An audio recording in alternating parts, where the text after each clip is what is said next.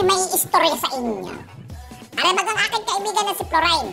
Inaya ako magkape sa Starbucks at kami dahil hindi na nagkikita. Ililibre daw niya ako. At sabi ko, paano ko magkain sa Starbucks? Sa pagkalayo ng Starbucks. Sabi niya, mayroon diyaw din eh. Malapit sa kanya. Lakad daan sa tabi ng mall. Ay di ako yag-yag pa paroon. Ay di, hanap-hanap ko sa kaya din eh. Ay kita ko rin mga batay palaruan. Ayaw na McDonald's.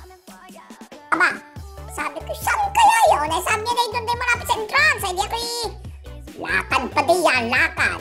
Hanap-hanap ka. Saan na kaya yun?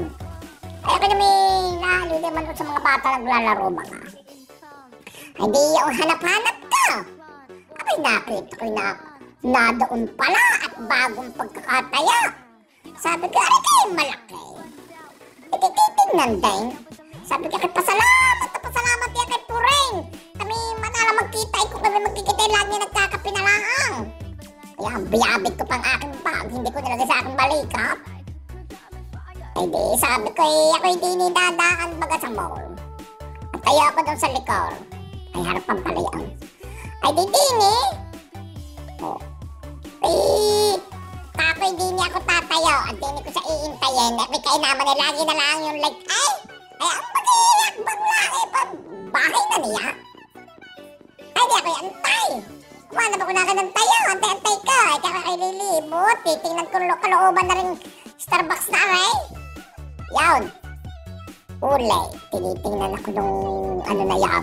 Yung kang tawag doon. Barista! Pagdating ko sa likod, kakaunti naman pala. Pero aaray na din. At bago naman hindi naman ari sentro ng syudad. Yan, tinignan kong nais kong kainain. Maaari dito matatam ice. Yo. Kiruin ang ganin nyo guys. Ako'y antay ki antay.